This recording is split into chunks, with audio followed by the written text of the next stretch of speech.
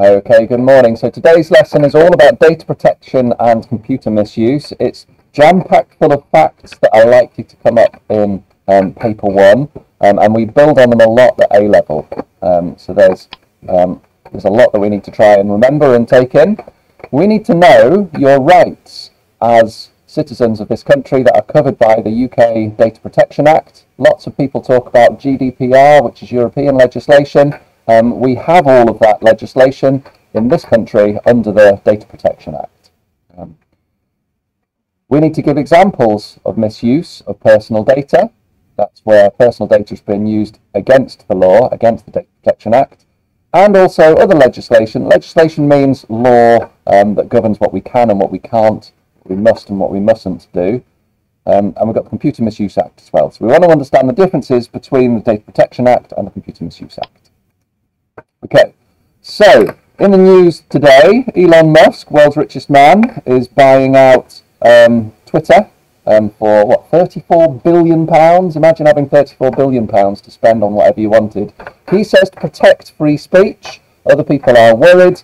But when you store information on a website or a social media company like Twitter or any other social network, there are rules with what you're allowed to do with that data and what you're not allowed to do with that data. And it's not just down to the individual companies to decide what they can and can't do. So Elon Musk, who sees himself as the saviour of free speech, is going to find that there are laws in every single country that Twitter operates in that restrict what you can and can't do. Basically, you have a right to privacy.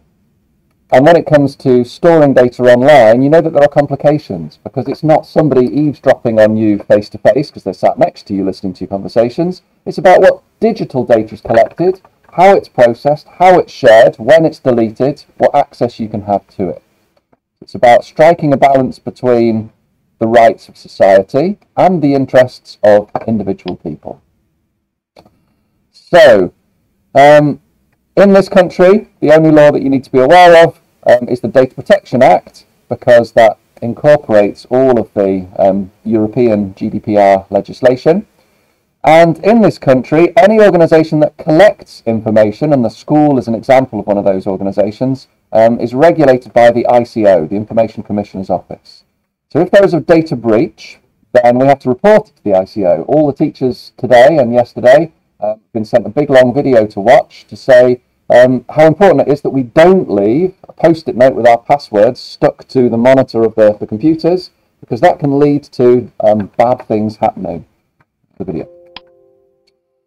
Okay, so under the Data Protection Act, there has to be consent. So that means that you can't coerce people, you can't torture people into giving consent. It has to be specific. You can't say, will you give me rights to your personal information for a survey for a school trip?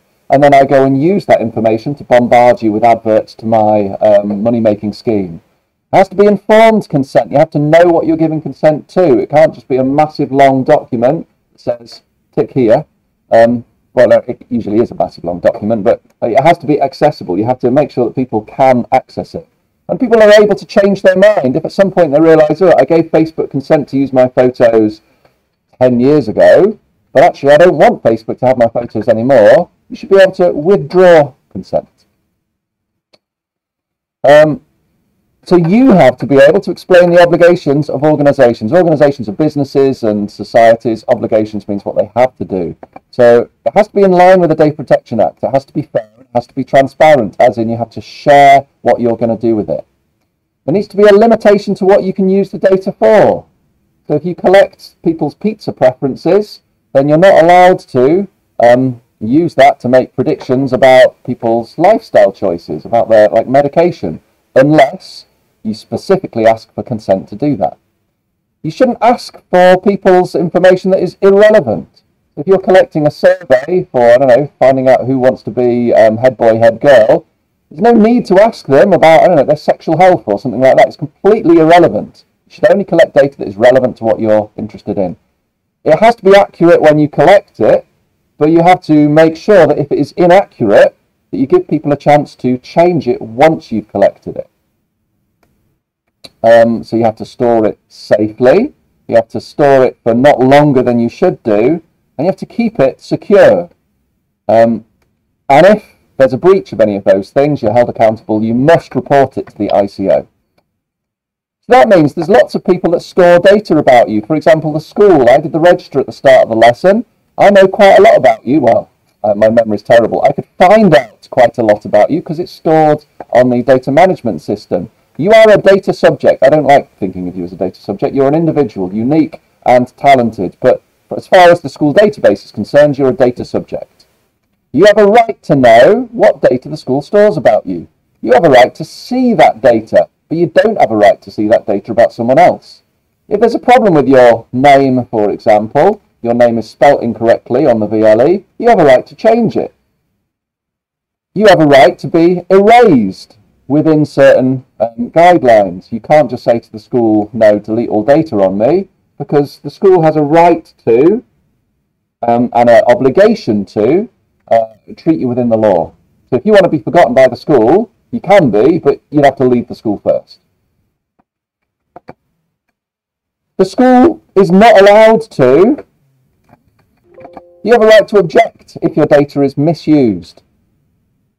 And you have particular rights if it's to do with automated decision making. So in future, if you're applying for a job and there's 100 people applying for each job and it's not a human deciding which CVs get given to the final panel, it's just artificial intelligence, well, you have a right to know how your data is being processed. What is the automated decision making on that?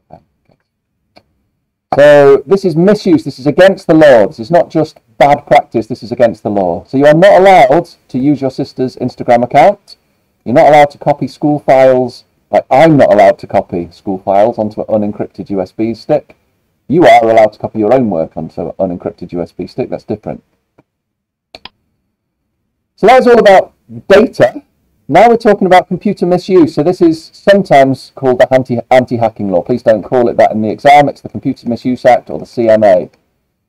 There are 3 categories of things you're not allowed to do. Each one has increasingly severe penalties.